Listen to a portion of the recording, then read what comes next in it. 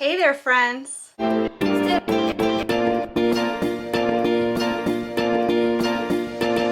My name is Desiree, aka Mama Friendly, and I'm trying something a little different this year when it comes to our homeschooling. All of the main information is going to be found in the very first video of this series, which I'll link up here in case you've missed it.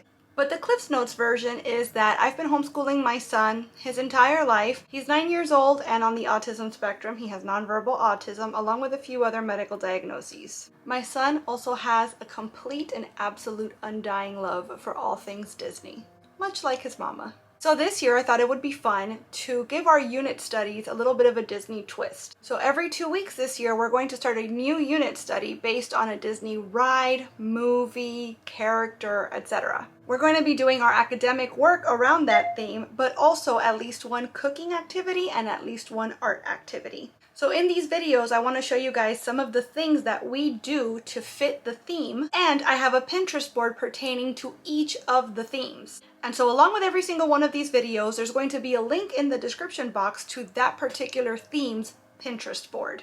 So make sure that you check those out because I am only showing you some of the things that we're getting into every week, but the board is going to have more activities and also activities for kids of different ages and different abilities. So with all that being said, let's get into our theme. 1, 2, 3, 4, 5, 6, 7, 8, 9. Where's 9? 9. Good job. How many? That's right. 1, 2, 3, 4. There's 4. Good job. Okay, let's count how many. 1, 2, 3, 4, 5, 6, 7, 8. Where's 8? Where's 8? That's it right there.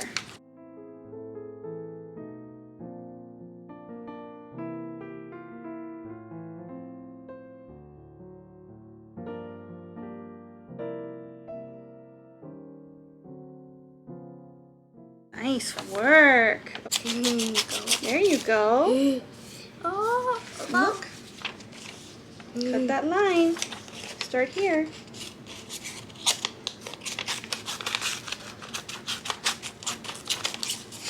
Turn, turn, turn. Stay on the line. Good job. Although come to think of it, I've never thought about it before. Sorry, shadows. Of course I knew it was your shadow that saw it.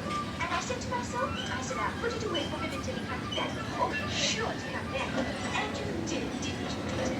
After all, one can't keep the shadow lying about and not Mrs. Sewell. Hey friends, it's time to do our Peter Pan themed cooking activity. Now there's lots of things that we could have picked from. The first thing that comes to mind is the Neverland Feast in Hook, where it's basically just like a bunch of cream pies on the table.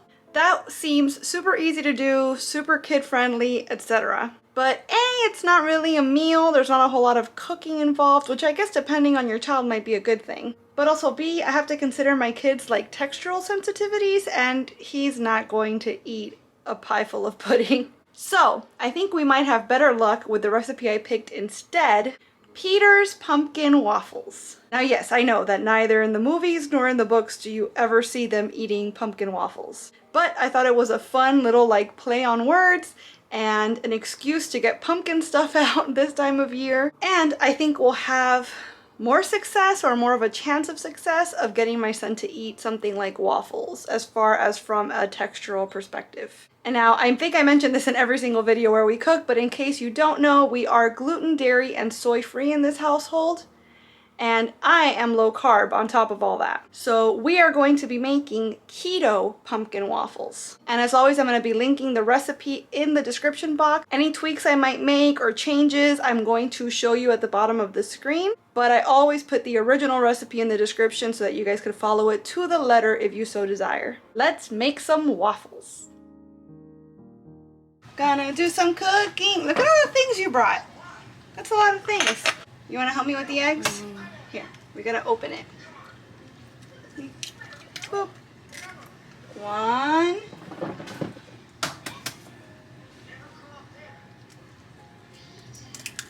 2. Okay, now we gotta mix. Remember how we mix? With this guy. See, hold that. Oh, good mixing. Here, mix. Okay, we gotta put our pumpkin next. 4 tablespoons. No, not the, not the whole thing. Let's wait, let's measure it. Here. 1.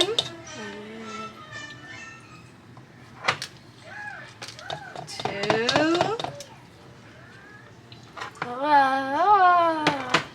3. 4. Oh, good job. Thanks for cleaning. Now let's do 2 tablespoons of peanut butter. 1. 2. You keep mixing, please. You're my mixer. Mix. Go. 1. 2. Mix it. Oh gosh, that's okay. Mix.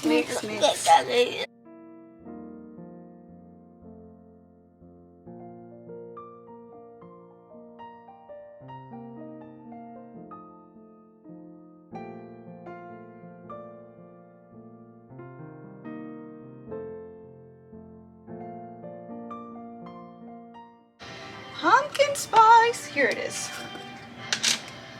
Let's just do a whole one. Why not? Here, we'll do this. Some cinnamon.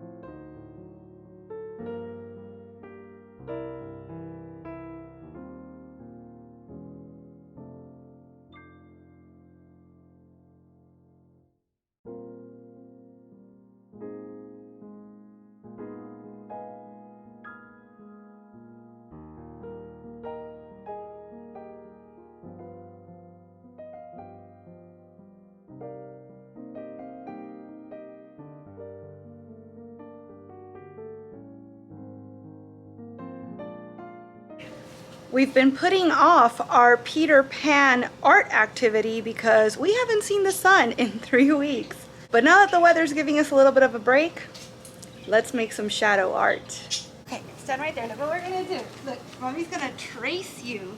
Check it out. Whoa. Here's your arm. Here's your head. Here's your other arm. Look at that. That is so cool, buddy. Your legs. Okay. Now look, now you can move away. Look at you. That's your shadow.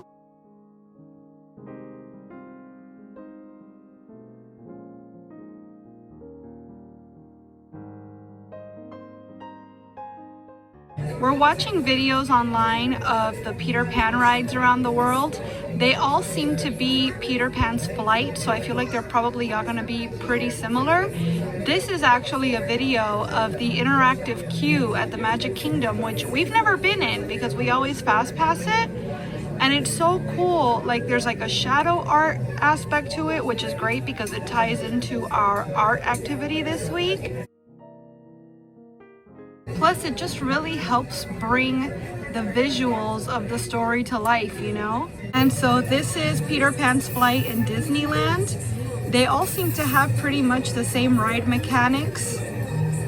And I'm sure that the actual ride, like the storytelling aspect of the ride, is not too different from park to park. But I think that that makes it all the more fun to try to find the differences between them. This is the Magic Kingdom's version. Again, very similar.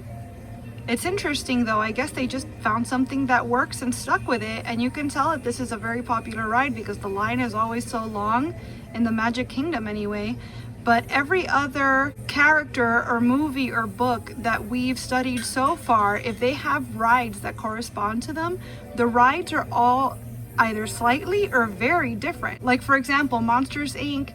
has a dark ride and a blaster ride, and then they also have like a sit down funny sort of entertainment attraction across different parks all over the world. And yet it's all the same intellectual property, but they managed to find different ways to bring it to life. And yet with Peter Pan, they just kind of did the one thing, and I guess it worked because they didn't feel the need to branch out and do anything else. This is Shanghai's version. Okay, see, this is slightly different because they have screens that they're using to help with the storytelling component. This is touted as the best Peter Pan ride in the world. And yeah, I see it. Wow, okay, yeah, I'm impressed. This is kind of amazing. Buddy, look at this, how cool. Yeah, the animatronics are obviously much newer. Wow, isn't that cool, Papa? Yeah, that's amazing.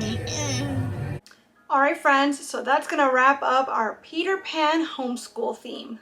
The pumpkin waffles, I thought were a really great hit. I thought they were super tasty. My son enjoyed making them, which is always a huge win. And he's had some success in the past eating waffles, so I have high hopes that if we try this recipe a couple more times, he might actually taste them at some point. As far as the shadow art, he ended up having a lot more fun with that than I anticipated. I mean, I know he loves being outside, so I had a feeling that that was gonna help. But from a sensory perspective, I didn't think that he would enjoy working with the chalk as much as he did. He has been a lot more interested in art projects as of late though, so it's fun to watch him progress in that regard. What was your favorite Peter Pan themed activity? Let me know in the comments. And remember, I always post a link in the description box to a Pinterest board that pertains to each theme so that you could check out not only everything that we did today, but other activities fit for all kiddos of all ages and all abilities. I want to thank you so much for watching this video. I really hope you enjoyed it, and if you did, I hope you'll please give it a big thumbs up. I'd also love it if you would subscribe and click that notification bell because I post at least 3 times a week and I wouldn't want you to miss a minute. Thanks so much again for watching. Bye!